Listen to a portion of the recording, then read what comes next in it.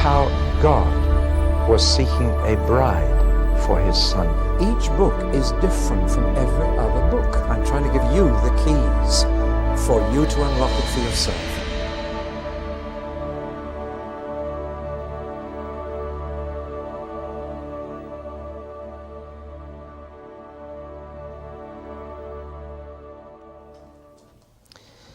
Well, if you enjoy reading escape books, and I do, you will love the book of Exodus. It's the story of the biggest escape in history, I believe. Over 2 million slaves escaped from one of the most highly fortified nations in the entire world. It's a miracle. In fact, it was a series of miracles. So here we have this tremendous escape story. Moses actually saw more miracles than Abraham, Isaac, and Jacob put together. It is just one string of supernatural interventions on behalf of the people. Some of the miracles sound a bit like magic, as when Moses' stick turns into a snake and then back into a stick again. But most of these miracles are clear manipulations of nature. They certainly couldn't come under that blessed title of psychosomatic miracles. In these instances, God is actually manipulating what He's created for the good of His people. Now, the whole event of the Exodus had a profound significance in two regards. First of all, it had national significance for the people we call Israel. This was the beginning of their national history. This was when they got their political freedom. This is when they became a sovereign nation in their own right. And though they didn't yet have a land, they were now a people, a nation, with a name of their own, the name Israel. And forever afterwards, they have celebrated this event once a year. They hold their Passover, much as in America they celebrate July the 4th for the day of their independence. But it also has spiritual significance, and not just national significance, because this was when they discovered that their God was the God who made the whole universe, and that therefore He could control what He had made for their sake. They actually came to believe that their God was more powerful than all the gods of Egypt put together. Ultimately, they would realize that their God was the only God that existed. And Isaiah keeps emphasizing that there is no God beside me. But at this stage, they were to discover that their God was more powerful than every other God, that He was the supreme God. It's here that He has the title El Shaddai, God Almighty. But He also has a name, and it is in the book of Exodus that the nation was given His personal name. Somehow when you know someone's name, a relationship becomes more intimate and more personal. That's why you're all wearing badges with your name on, because that helps you to begin to relate in an intimate and personal way. You can peer at the badge and say, "Hello, Peter," and somehow that helps.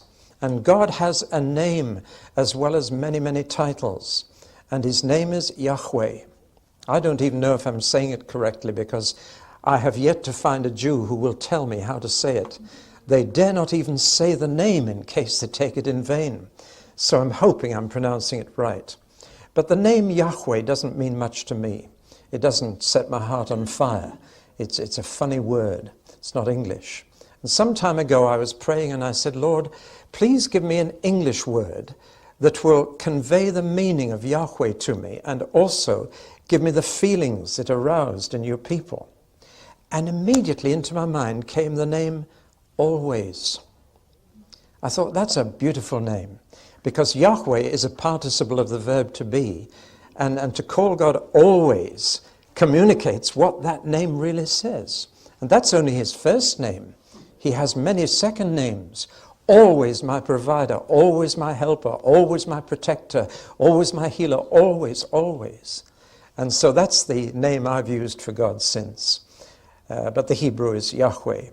And this was when they found His name. And He gave them not only His title, El Shaddai, God Almighty, but His name. I'm always with you. I was always here. I'm always the same.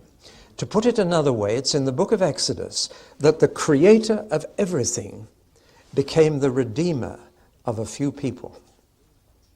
And it is that combination of creator and redeemer which we need to hold very firmly. I'm afraid some Christians go to the extreme of only thinking of God as creator, and some only think of his redeeming power, but they belong together. The creator of the entire universe becomes the redeemer of a bunch of slaves. Now, this is one of 5 books of Moses. And when you study them, 4 of them are much the same, and 1 is quite different. Just to mention that difference first, Genesis stands alone, because Genesis is the only one of the 5 books of Moses that covers events before Moses lived. The other 4 all happened within his lifetime, and clearly he wrote the other 4. But these were a bunch of slaves who'd been 400 years in slavery, without their own land, without their own money, without their own whatever. And the result was they needed to be retold their roots. I don't know if you've read Alex Haley's book, Roots. There was a man whose ancestors were sold into slavery and taken from Africa to America and became slaves. And he went back to rediscover his roots before his people were slaves. And he discovered them in Africa. It's a very thrilling story. Well, now Moses had to write the previous history of this people for these slaves so that they knew their roots, they knew where they'd come from. And so Moses clearly collected from people's memory 2 things: genealogies, their family trees, and stories about their ancestors. And the book of Genesis is entirely made up of such memories, and Moses collected them. But with Exodus, he begins his own lifetime. And Exodus, Leviticus, Numbers, and Deuteronomy are a mixture of narrative and legislation, of what happened in their history and what God said to them by way of how they should live. And it's this unique combination of narrative and legislation that characterizes the 4 other books of Moses.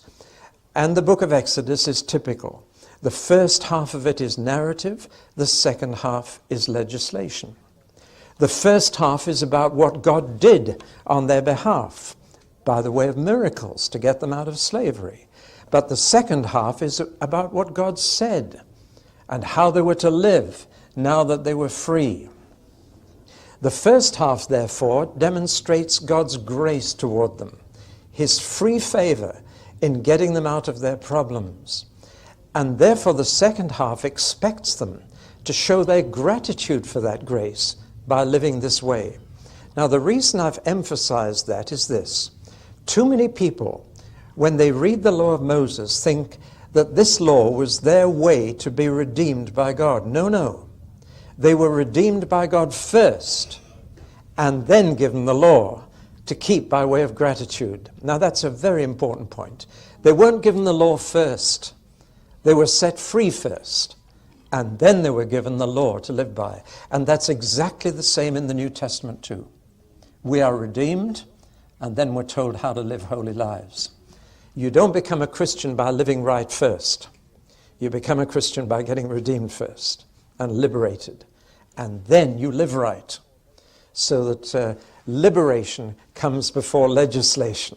They're set free, and then they're told, now don't abuse your freedom. Use it properly. So here they are set free from Egypt, but here they enter into a covenant or a marriage with God at Sinai, and it takes the form of a wedding service. God says, I will, and then the people have to say, we will. And literally they are married, and it's called a marriage. And what follows is called a honeymoon. And then the marriage has to begin in the land, in the place of God's choosing. They are liberated from slavery, but not so that they can do their own thing. They go into the wilderness to serve God. They are set free from slavery, but for service. That's an important point. It's the same in the New Testament for Christians. We're not set free to do our own thing. We're set free to serve God, whom to serve is perfect freedom. So redemption comes before righteousness. That's the important point I want to make. The book of Exodus makes that absolutely clear. God redeems them first. Now he says, live right, because I've set you free. So those are the two halves of the book of Exodus. And then I've divided the rest of it up into 10 very simple portions and given them each a title, because I can memorize things that are simple. And there are 6 sections in chapters 1 to 18 and 4 in chapters 19 to 40. And running through them, the 6 sections in the first half I've called multiplication and murder. That covers the incredible increase in the number of Hebrew slaves over 400 years, from one family to 2.5 million. That's some increase. Actually, it would only need 4 children in each generation for 30 generations, and you can do it mathematically. So it wasn't all that multiplication, but they certainly became a huge number. And then, of course, the boys were murdered by the Pharaoh. We'll look at all these in detail later. Bulrushes and bush, you all know the story of how Moses was taken out of the bulrushes, and therefore given the name Moshe, which means drawn out, because he was drawn out of the river Nile. The baby boys, of course, were thrown into the river Nile to the crocodiles, but Moses was drawn out of the river Nile. Plague and pestilence, well, that centers on Pharaoh and the hardness of his heart. Feast and firstborn, that's the origin of the Passover. We'll look at that in greater detail. Delivered and drowned is the crossing of the Red Sea, but they weren't drowned, but the Egyptian army was. Provided and protected talks about their journey from Egypt to Sinai and some of the things that happened, how God protected them and provided for them in a wilderness where the Egyptian army in the Yom Kippur War was perishing after 3 days. And yet 2.5 million people survived for 40 years. Again, God had to do a lot of miracles. In the second half, we have first of all the commandments, and especially the 10 commandments. And these were sealed in a covenant, a marriage between God and his people. And God said, I will, and they said, we will. And that bound them together forever. God never goes back on a covenant. And then in chapters 25 to 31, we have the fact that God is now going to live among them. And therefore he needs a place to live. He needs a tent. But he needs a rather different tent from theirs, or they might think he's just one of them. And so we have the specification of the tabernacle, and God provides specialists, people who've never made anything but bricks up till now, and now they've got to work with gold and silver and wood. And God had to teach them those skills. And the Holy Spirit gave those skills to people who'd never made anything but bricks before. That's a miracle. And then comes the saddest part of Exodus, the story of the golden calf when they indulged themselves, and Moses had to pray most earnestly on their behalf, or they'd have never got anywhere further. And finally, the book of Exodus finishes with the construction of the tabernacle, its erection, and God takes up residence, and the glory comes down on his tent. In Hebrew, this book is called These Are the Names. That's because it is read every year in the synagogue, as all the 5 books of Moses are, and it's read, of course, on a rolled-up scroll. And the first words of the scroll are, these are the names. And that's how they named all the 5 books of Moses, by the first words, so you could unroll them in the synagogue and get the right one. But when the Old Testament was translated into Greek, they gave it a different name. They used 2 Greek words, ex, which means out, and hodos, which means way. I don't know if Hoddesdon, the place down the road, is connected with that or not. But ex hodos means out way. And you would have seen it in the Greek theatre, where over at that door you can see the word exit. That's a Latin word, exit. The Greek word would be ex hodos, or way out. And so this book was called The Way Out, the ex hodos, And it's just been slightly corrupted in English to Exodus. And that's why we call it Exodus. But I'm sure you realized it was the way out. It sounds too like exit. Right, well, let's look at the first half of Exodus in this talk, chapters 1 to 18. There are many so-called problems in this first half. It is so obvious an unnatural story. This kind of thing doesn't happen every Tuesday. And when you read through one thing after another, makes you wonder at times, did this really happen? And there are plenty of people to tell us it didn't, and that we're reading about legends and myths. There was a series on television not long ago which took that line and tried to tell us that there were a whole lot of legends gathered around the beginnings of the Israelite history. Well, is it myth or miracle? Why are there these problems? Well, the first reason is that there's no secular record of these events. Outside of the Bible, there is no trace whatever of any of this in any Egyptian records, for example. Now that is astonishing because they did keep pretty good records. And that's one of the reasons that people say, oh, this must be legend. Well, I can think of a jolly good reason why the Egyptians didn't record this. Can you? Yes, you've seen it already. I'm quite sure they didn't want to record for posterity such a humiliating experience as seeing their best chariots and charioteers drowned in the Red Sea. They didn't want to be humiliated. So I'm not troubled by the fact that there is no other record. The numbers involved create a problem for other people. 2.5 million. I mean, that's a huge number. If they marched 5 abreast, I suppose the column would be about 110 miles long and would take, months to pass. It is an enormous number. 2.5 million men, women, and children, to say nothing of all their animals. And we're told even some Egyptians came with them. That's an interesting little point. So that's a big number to get through the desert for 40 years, where there's no food or water normally. So the numbers create a problem for some. Then there's the problem of the date of it. Because we have no other record outside the Bible, we don't know, for example, which pharaoh it was. And therefore we don't know which century it was.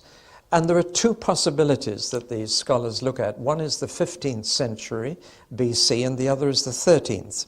If it was the 15th, it was a pharaoh called Thutmose. But if it was the 13th, and to be frank, that's the one I go for, I believe all the evidence points to the 13th century, then it would be this pharaoh, and I've got a picture of him for you, just to show you what an impressive character he was. He even had 4 statues of himself made, not content with 1. He had 4. This is Ramesses II. And you can just see the top of 2 people at the bottom of the picture to show you the size of these monuments. Now, this is what the Israelites were up against. See, we often treat Pharaoh as a little baddie. He wasn't. He was a very powerful emperor. And he had the most powerful military force in the ancient world. A man who could cause those 4 statues to be erected of himself, carved out of the solid mountain. He was no mean character. But in God's sight, he was puny. And it was no problem to God to deal with that man. But I believe you're looking at the likeness of the Pharaoh who was involved in the book of Exodus. Then there is division about the route of the Exodus. And there are 3 possibilities we're going to have to look at. Again, we don't know exactly which route they took.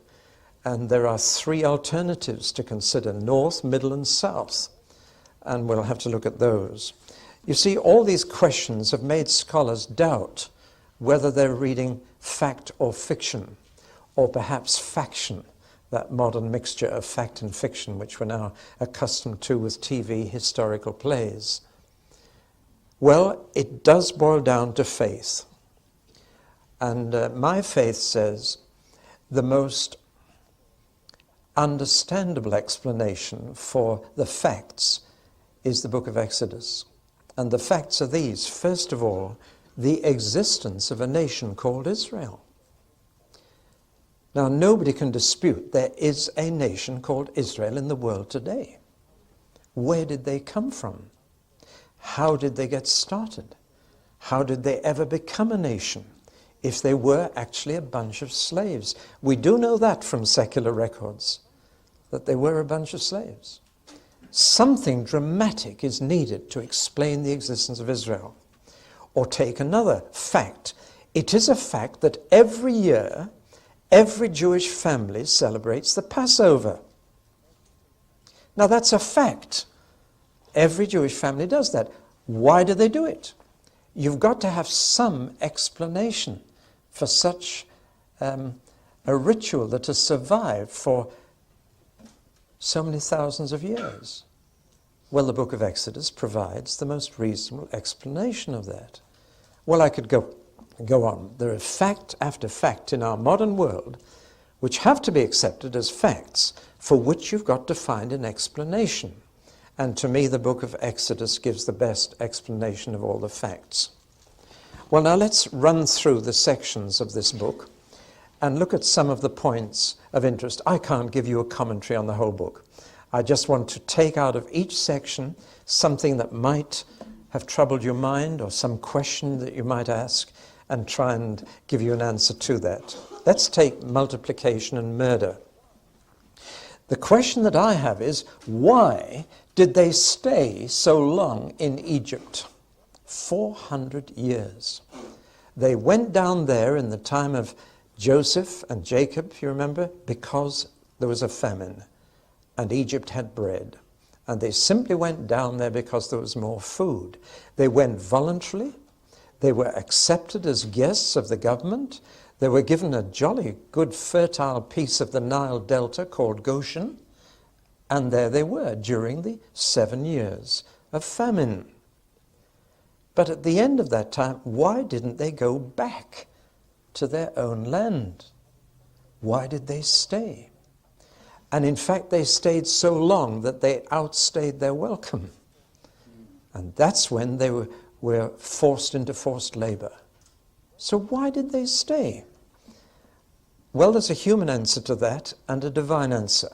And I'll give you both, because so often there are two sides to every question. The human answer is they were jolly comfortable. It was much easier to make a living in the Nile Delta than it was on the hills of Judea. Much easier. And it was fertile. The climate was warmer. There was no snow in the Nile Delta there was in the hills of Judea. They were just altogether more comfortable, in much the same way as Lot was more comfortable down in the Jordan Valley at Sodom and Gomorrah. The climate was very similar to the Nile Delta, and it looks more comfortable. And people like to live in a more comfortable climate where life is easier, and that's why they stayed. Though God had never given them any land in Egypt, he said, I'm giving you the hills of Canaan. That's where you belong. But they stayed. Well, we can't blame them because we tend to do the same thing. And they didn't want to leave until it was too late. Amazing how many Christians find a new house before they start looking for a church or start asking how they're going to serve God there because they've seen a house that they like. See? Well, that's what they did. And they stayed in Egypt too long until it was too late and they weren't free to leave. And they were now in the position of being forced labor. That's the human answer. And then, and only then, they cried out to God and say, God, why are you letting us be slaves in Egypt?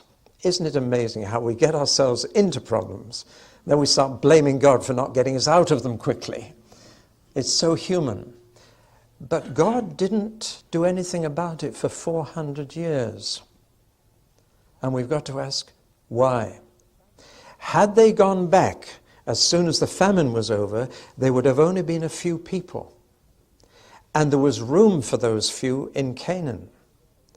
But now they had stayed so long that they were a large people, and there was no room for them in Canaan because there were already other people living there. Now God was going to kick those people out, but not until they were so wicked that they didn't deserve to live there. And God explains in the book of Genesis even, he explained to Abraham that your descendants will stay in Egypt a long, long time until the wickedness of the Canaanites is complete. And so before God could empty the land of the Canaanites for all of them now, he had to wait until they became so bad that it would be an act of justice and judgment to throw them out of the promised land and let all the Hebrew slaves in. So God waited until he could do that. And that's the reason God gave for that 400-year gap. It's a long time to wait for God to answer your prayers. You know, you pass it down the generation. Keep asking God, and one day he'll get us out of here. What patience you need to go on praying that. 4 centuries. But God heard. And at the right time he acted. Well, now they had gone through 3 oppressive decrees. The first was forced labor. Second was to make bricks without straw. Do you realize what that meant? Have you ever lifted up 2 bricks, one made with straw and one without? The one without is about 3 times heavier. See, the more straw you put in, the lighter the brick, and the easier it is to carry. But bricks without straw, that's heavy. And the Egyptians thought that if they did this, then they wouldn't have any energy left for leisure, mischief, or sex. That was the idea. And so that they'd be too tired even to make love, and therefore the numbers would go down again. In fact, the harder the conditions they made for the Hebrew slaves, the more children they had. So they had to introduce a 3rd decree, and that was that all the baby boys had to be thrown in the Nile to the crocodiles. The Nile, of course, is the source of life to Egypt. There's no life apart from the Nile in Egypt, but it was also the place of death for the Hebrew slaves. Well, now, that's the first section. The bulrushes and the bush I don't need to say much about, except to point out that Moses, like Joseph, was brought up in court, C-O-U-R-T, and therefore was given the best education. If ever you go along the Thames embankment in London, look for Cleopatra's Needle. There are 2 of them. One is in Rome, the other is on the Thames embankment. And those 2 were the gateposts of the Egyptian university. And when you see Cleopatra's Needle, you're looking at something that Moses saw every day as a student. He walked past that and had a university education. This, of course, made him far better educated than any of the Hebrew slaves. And this, of course, is why he was able to write the first 5 books of the Bible. And it says he kept a careful record of everything. And he collected people's memories. And he put together these 5 books. His education as an Egyptian prince was not wasted. But of course, all that came to a sudden end when he lost his temper with one of the Egyptian slave drivers and killed him and had to flee for his life. Interesting then that he actually spent 40 years in the very wilderness, where later he would have to live for 40 years with the people of Israel. So that again, God prepared him for this. I don't know if you can do this, but I can look back on my pre-Christian days and see God preparing me for what happened. I remember going in for speaking competitions in the Young Farmers Club, little dreaming that in doing that, God was getting me ready for what I do now. And God got Moses ready for leading his people through the wilderness by making him spend 40 years there by himself, being a shepherd, looking after a few goats or sheep. But then he murdered the Egyptian guard. The burning bush is very interesting, not so much for the bush as for Moses' excuses. God called Moses out of a burning bush and said, "Take your shoes off. You're on holy ground." And then he said, "Now Moses, you're going to be the man to draw my people out of Egypt. You were drawn out of the Nile, but you're going to draw my people out of Egypt altogether. And Moses made 5 excuses as to why he shouldn't do it. And again, you might identify with one of these. First, he said, I am insignificant. Who am I that anybody should take notice of me? Have you ever said that? Well, God said, I'll be with you. Who am I? I'm the important one, not you. So he tried a second excuse. He said, I'm ignorant. What shall I say? And God said, I make you a promise. I'll tell you what to say. So he made a third excuse. He said, I'm impotent. I can't convince them. They won't believe me. And God said, my power is going to be with you. You're going to do miracles. Then he said, I'm incompetent. I'm not eloquent. Actually, I had a stammer. He said, I can't put words together. Did you ever say that to God? And God said, all right, your brother Aaron will be your prophet. So that tells you what a prophet is. A prophet is simply someone who's a mouthpiece. So you tell your brother Aaron what to say, and he will say it to Pharaoh. And that's all a prophet should do. He should just pass on a message. And the last excuse he made was, I'm irrelevant. Send someone else. Here am I, send him. Again, many have answered a call from God with that.